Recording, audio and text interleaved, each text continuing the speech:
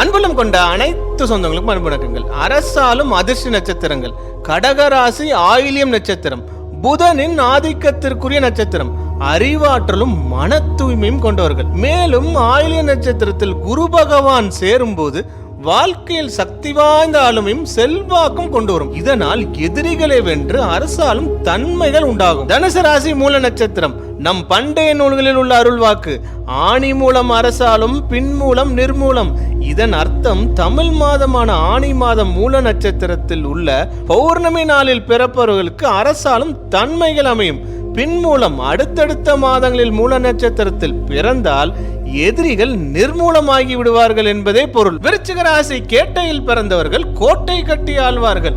எதையும் வெல்லும் மன வலிமை கொண்டவர்கள். இவர்களின் தனித்துவமான குணமும் பண்பும் திறமையினால் அனைத்து தடைகளையும் தகர்த்து அதில் வெற்றி காண்பார்கள். அனைவருக்கும் அன்பு வணக்கங்கள்.